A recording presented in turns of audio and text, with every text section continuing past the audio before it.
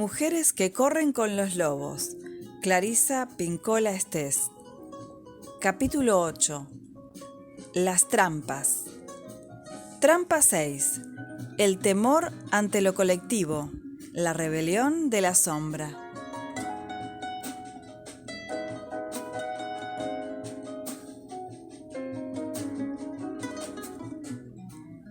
La niña se apodera subrepticiamente de los zapatos rojos. Se va a la iglesia haciendo caso omiso del revuelo que se arma a su alrededor y es denostada por la comunidad. Los habitantes de la aldea hablan de ella. La castigan, le arrebatan los zapatos, pero ya es demasiado tarde, está atrapada. Aún no se trata de una obsesión, sino más bien de que la comunidad provoca y fortalece su hambre interior exigiéndole capitular ante su estrechez de miras. Se puede intentar llevar una vida secreta, pero más tarde o más temprano, el superego, un complejo negativo o la propia cultura se nos echarán encima. Es difícil esconder algo que los demás no aprueban y que nosotras deseamos con ansia. Es difícil esconder los placeres robados, aunque no nos proporcionen alimento. Lo propio de los complejos y de las culturas negativas es echarse encima de todo lo que se aparta de la conducta aceptable establecida por la sociedad y revela los impulsos divergentes del individuo. De la misma manera que algunas personas se ponen furiosas cuando ven una simple hoja en el suelo, el juicio negativo saca su sierra para amputar cualquier miembro que no se adapte a la norma.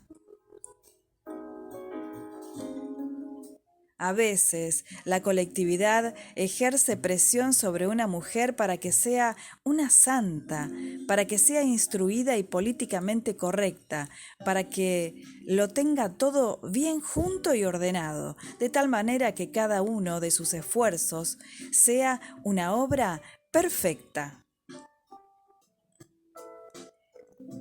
Si nos acobardamos ante la colectividad y nos sometemos a las presiones que ésta ejerce para que nos adaptemos estúpidamente a sus normas, nos salvaremos del exilio, pero, al mismo tiempo, pondremos traidoramente en peligro nuestras vidas salvajes.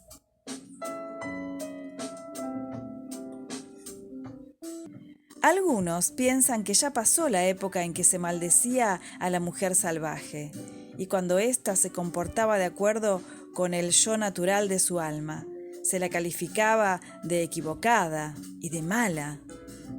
Pero no es así. Lo que ha cambiado son los tipos de conducta que se consideran incontrolados en el caso de las mujeres. Por ejemplo, hoy en día, en distintos lugares del mundo, si una mujer adopta una postura política, social, espiritual, familiar o medioambiental, si se atreve a decir que el rey va desnudo o si habla en nombre de los que sufren o los que no tienen voz, con demasiada frecuencia se examinan sus motivos para averiguar si se ha desmadrado, es decir, si se ha vuelto loca. El destino final de una niña salvaje nacida en el seno de una comunidad rígida es la ignominia de verse esquivada por los demás. Los que la esquivan tratan a la víctima como si no existiera. Le niegan el interés espiritual, el amor y otras necesidades psíquicas. El propósito de todo ello es obligarla a adaptarse a las normas so pena de matarla espiritualmente o expulsarla de la aldea para que languidezca hasta morir en el desierto.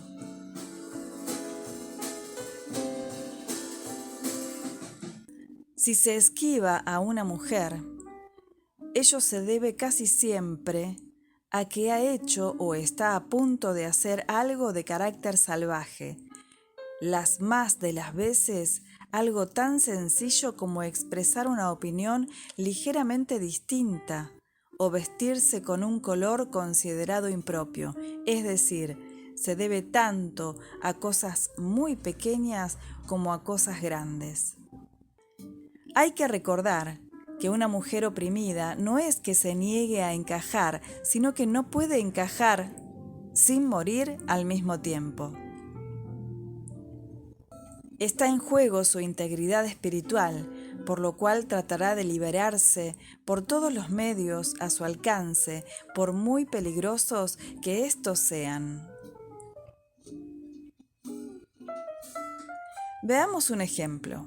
Según la CNN, al principio de la Guerra del Golfo, las mujeres musulmanas de la Arabia Saudí, a las que estaba vedado conducir vehículos por motivos religiosos, subieron a los automóviles y se pusieron al volante.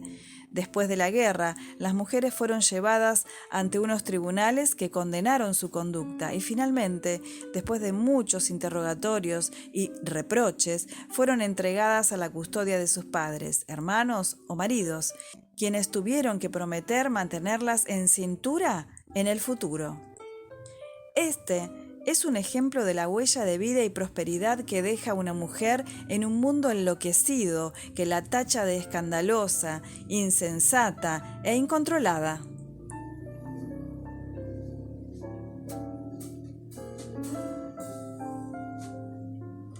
A diferencia de la niña del cuento que se deja dominar por el reseco mundo que la rodea, a veces la única alternativa que le queda a una mujer si no quiere acobardarse ante una comunidad apergaminada consiste en llevar a cabo un acto de valentía. Este acto no tiene por qué ser necesariamente un terremoto.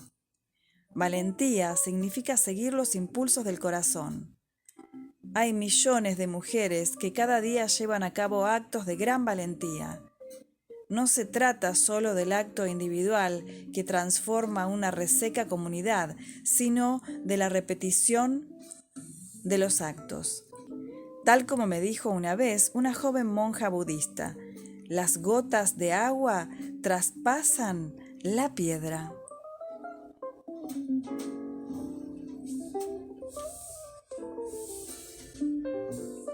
Además, hay en casi todas las comunidades un aspecto oculto que fomenta la opresión de las vidas salvajes, espirituales y creativas de las mujeres. Dicha opresión consiste en animar a las mujeres a delatarse mutuamente y a someter a sus hermanas o hermanos a unas restricciones que no reflejan la capacidad de relación presente en los valores familiares de la naturaleza femenina. La presión de la sociedad obliga no solo a que una mujer delate a otra o la exponga, por tanto, a un castigo por comportarse de una manera femenina integral, por horrorizarse o manifestar su disconformidad ante las injusticias, sino también a que las mujeres de más edad colaboren en la opresión física, mental y espiritual de las más jóvenes, las menos poderosas o las más desvalidas, y a que las más jóvenes se nieguen a atender las necesidades de las que son mucho mayores que ellas.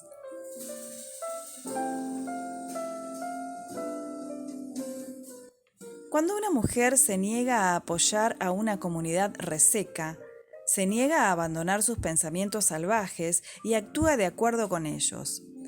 El cuento de las zapatillas rojas nos enseña esencialmente que tenemos que proteger debidamente la psique salvaje, valorándola inequívocamente, nosotras mismas, hablando en su nombre, negándonos a someternos a la enfermedad psíquica. También nos enseña que lo salvaje, por su belleza y energía, siempre es visto por alguien, por algún grupo o comunidad, como un trofeo o como algo que se tiene que reducir, modificar, ser sometido a normas, asesinado, rediseñado o controlado. Lo salvaje siempre necesita un vigilante en la puerta, so pena de que no se utilice como es debido.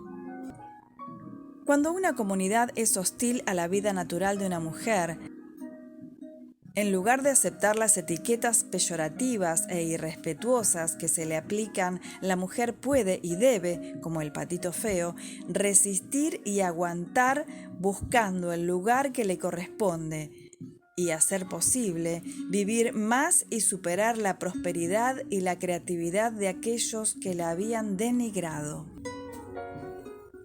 El problema de la niña de las zapatillas rojas consiste en que, en lugar de adquirir fuerza para la lucha, se pierde en bobadas, seducida por el romanticismo de aquellos zapatos rojos.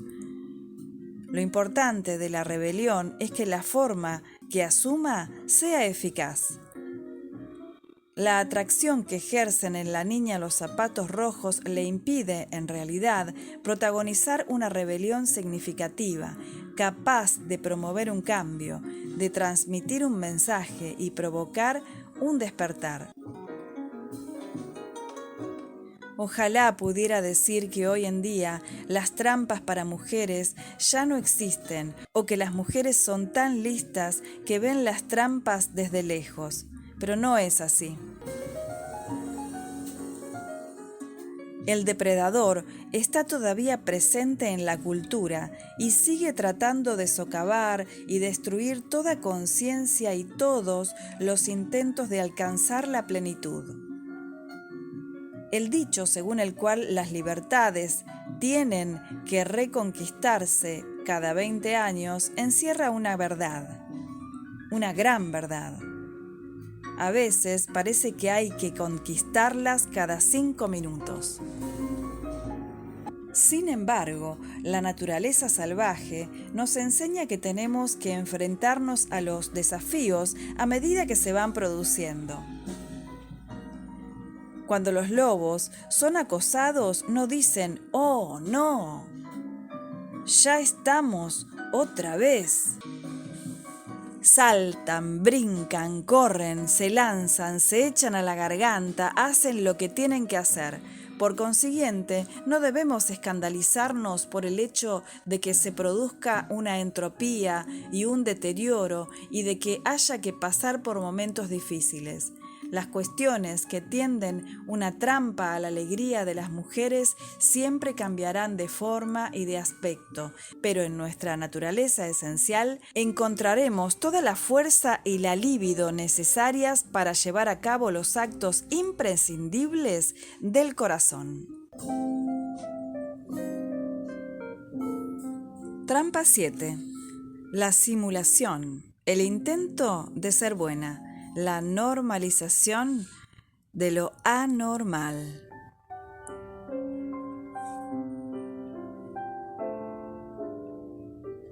A medida que se desarrolla el cuento, la niña es castigada por el hecho de ir a la iglesia calzada con zapatos rojos. Contempla los zapatos rojos del estante, pero no los toca. Hasta ahora ha intentado prescindir de la vida del alma, pero no le ha dado resultado. Después, ha intentado llevar una doble vida, pero tampoco ha podido.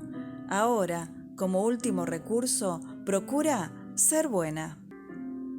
El problema del ser buena al máximo consiste en que no resuelve la cuestión subyacente de la sombra, por cuyo motivo surgirá de nuevo como un tsunami, una ola gigante o un torrente desbordado, destruyendo todo lo que encuentre a su paso. Cuando es buena, la mujer cierra los ojos a todo lo que a su alrededor es inflexible, deformado o perjudicial y se limita a ir aguantando. Sus intentos de aceptar este estado anormal dañan ulteriormente sus instintos de reaccionar, señalar, cambiar y producir un impacto en lo que no está bien, lo que no es justo.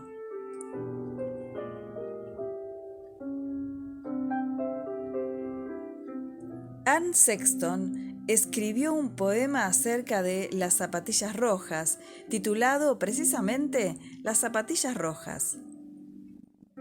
Estoy en el centro de una ciudad muerta y me anudo las zapatillas rojas. No son mías.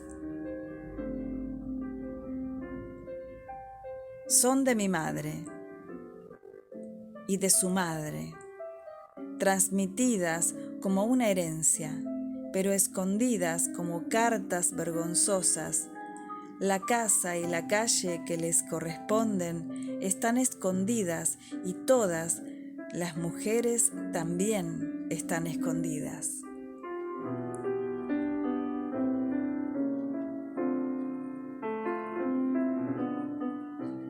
El hecho de ser buena, ordenada y obediente en presencia del peligro interior o exterior o con el fin de ocultar una grave situación de la psique o de la vida real priva a una mujer de su alma.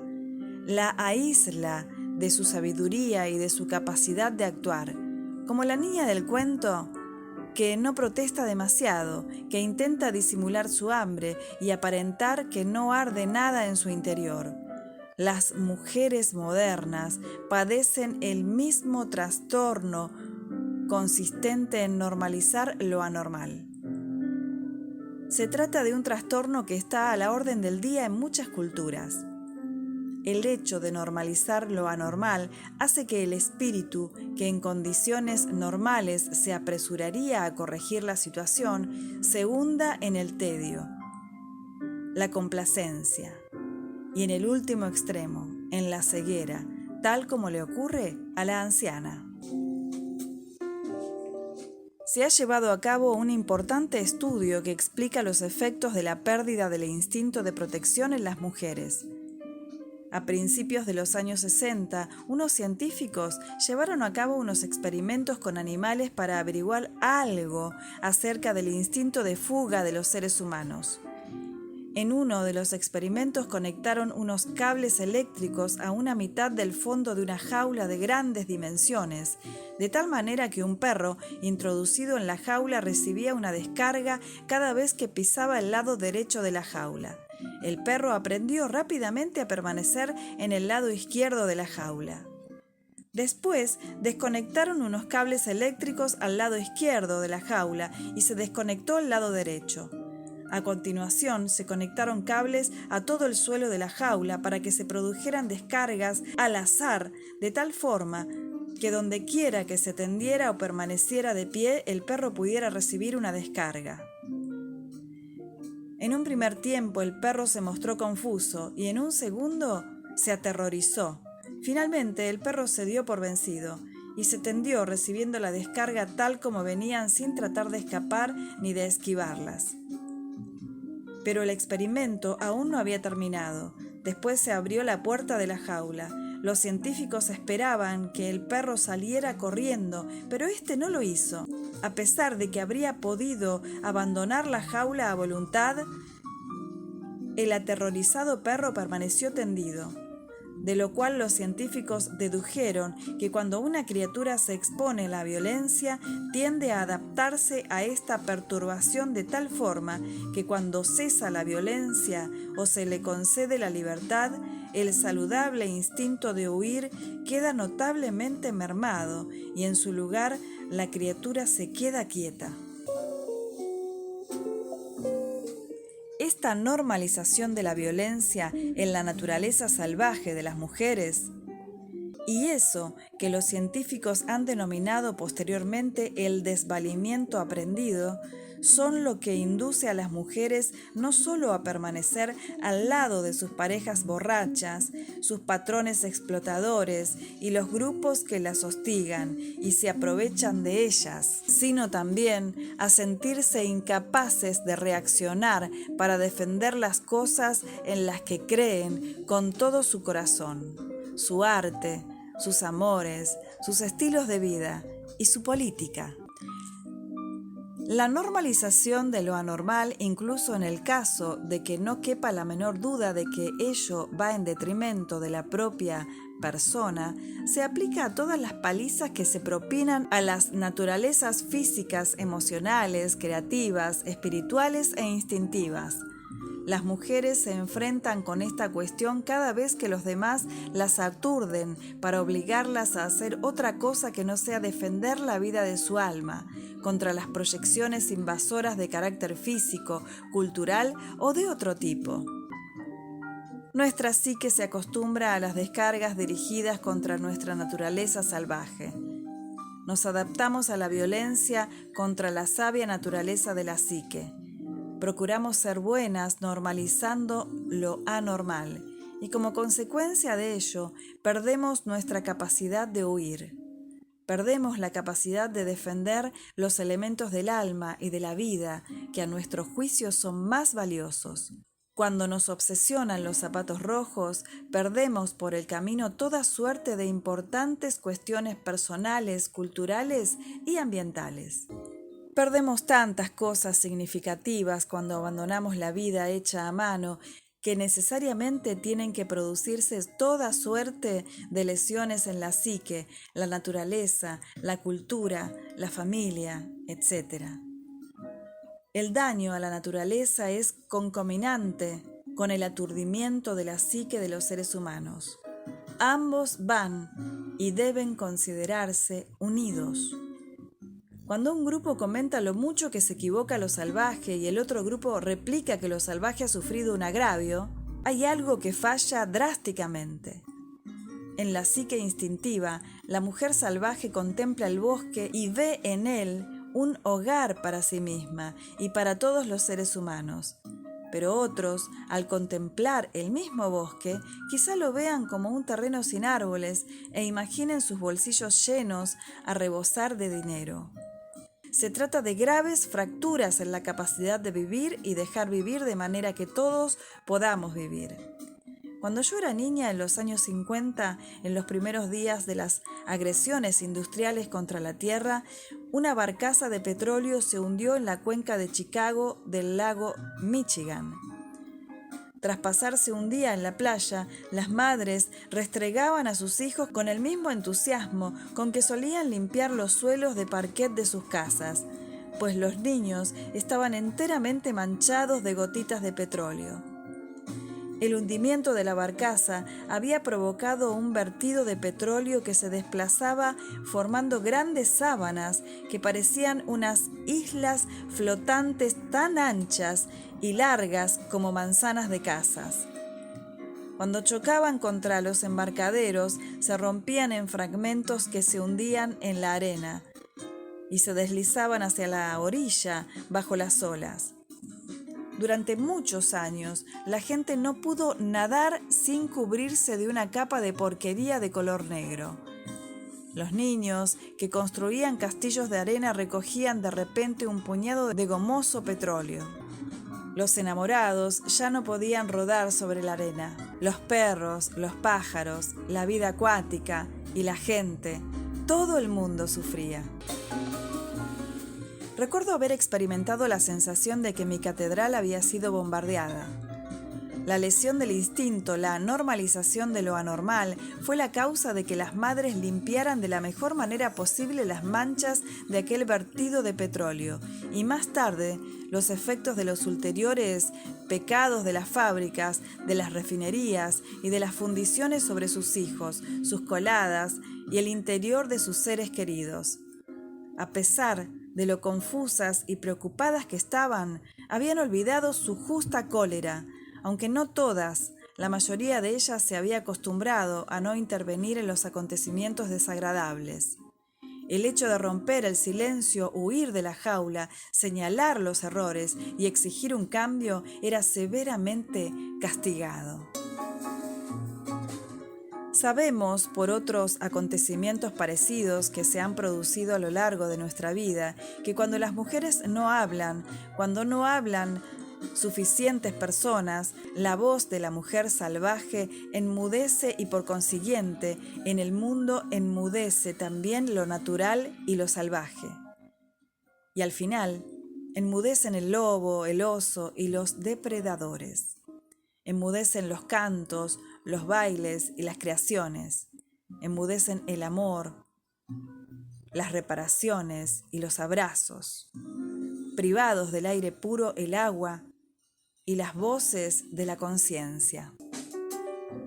Pero en aquellos tiempos, y todavía con demasiada frecuencia hoy en día, a pesar de que las mujeres experimentaban una profunda nostalgia de la libertad salvaje, por fuera seguían fregando la porcelana con lejía, utilizando limpiahogares cáusticos, quedándose, tal como lo decía Sylvia Plath, atadas a sus lavadoras Bendix.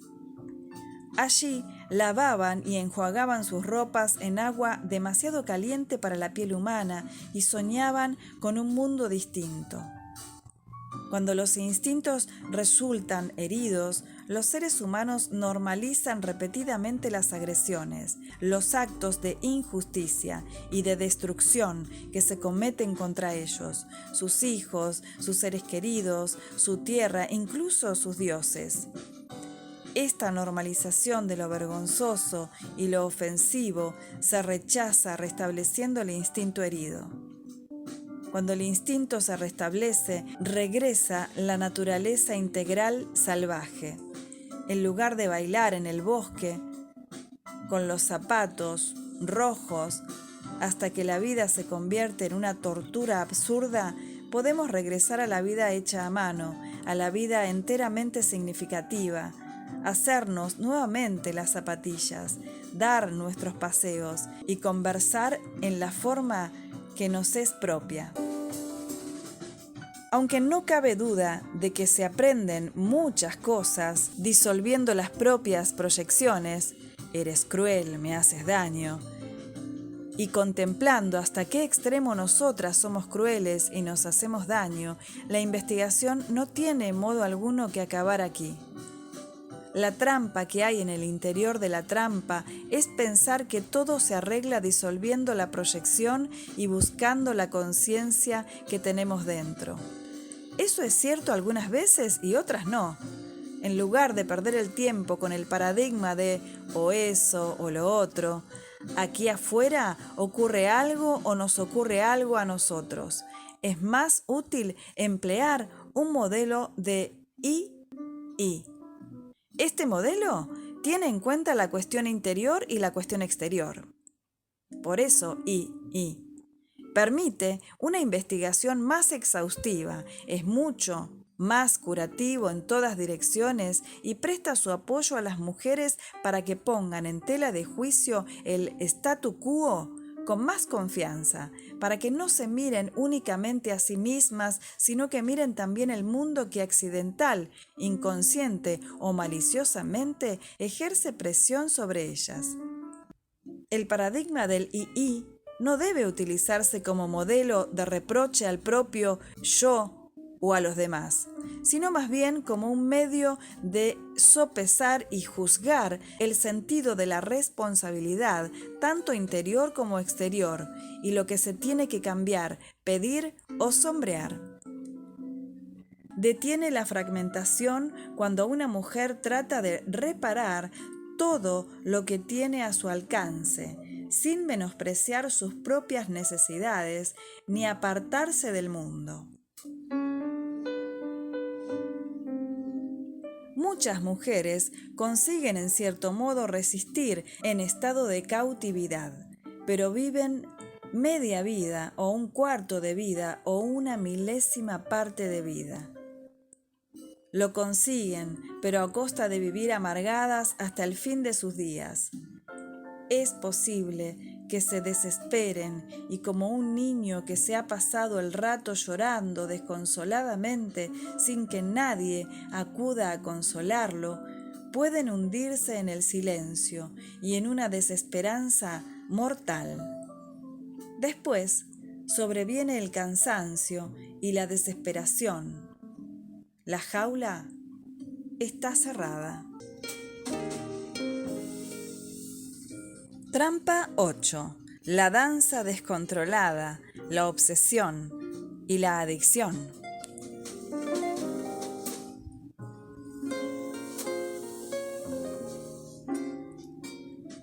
La anciana ha cometido 3 errores de juicio.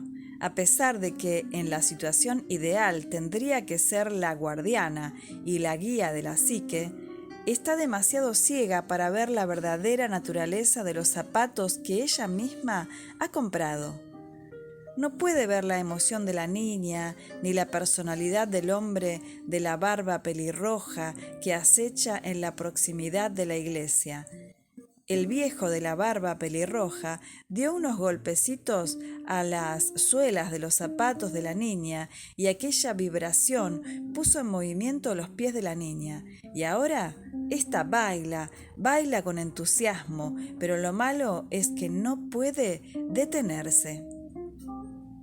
Tanto la anciana, que debería actuar como guardiana de la psique, como la niña, que tendría que expresar la alegría de la psique, están separadas del instinto y del sentido común.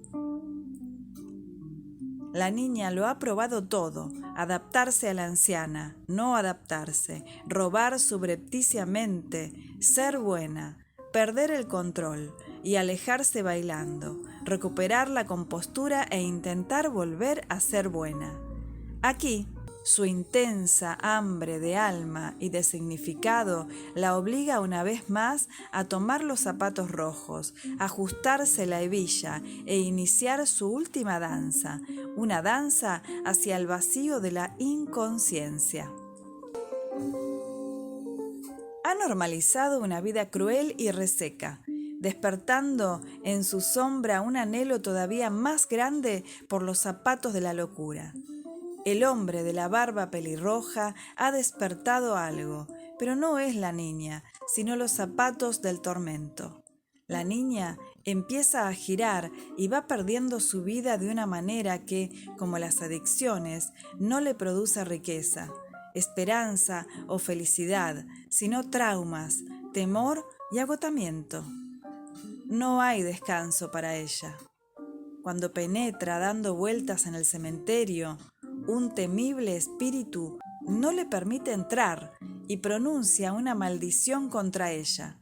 Bailarás con tus zapatos rojos hasta que te conviertas en un espectro, en un fantasma, hasta que la piel te cuelgue de los huesos, hasta que no quede nada de ti más que unas entrañas que danzas. Bailarás de puerta en puerta por todas las aldeas. Y llamarás 3 veces a todas las puertas, y cuando la gente se asome para ver quién es, te verán y temerán que les ocurra lo mismo que a ti. Bailad, zapatos rojos, seguid bailando. El temible espíritu la encierra de esta manera en una obsesión tan fuerte como su adicción. La vida de muchas mujeres creativas ha seguido esta pauta. En su adolescencia, Janis Joplin intentó adaptarse a las costumbres de su pequeña localidad. Después, se rebeló un poquito, subió las colinas por la noche y cantó en ellas en compañía de gentes del mundillo artístico. Cuando la escuela llamó a sus padres para informarles de la conducta de su hija, la joven inició una doble vida, comportándose por fuera con discreción mientras cruzaba de noche la frontera del estado para ir a escuchar música de jazz. Fue a la universidad, enfermó gravemente a causa de su adicción a distintas sustancias, se reformó y trató de componerse con normalidad. Poco a poco se hundió de nuevo en la bebida, fundó un pequeño conjunto musical, consumió distintos tipos de droga y se puso los zapatos rojos en serio. Bailó y bailó hasta morir de sobredosis a la edad de 27 años. No fue su música, ni sus canciones, ni el desbordamiento de su vida creativa lo que la mató. Fue su falta de instinto para identificar las trampas, para darse cuenta de que ya era suficiente, para crear unos límites alrededor de su propia salud y su bienestar, para comprender que los excesos quiebran primero unos pequeños huesos psíquicos y después otros más grandes, hasta que, al final, todos los apuntalamientos de la psique se derrumban y una persona deja de ser una poderosa fuerza y se convierte en un charco.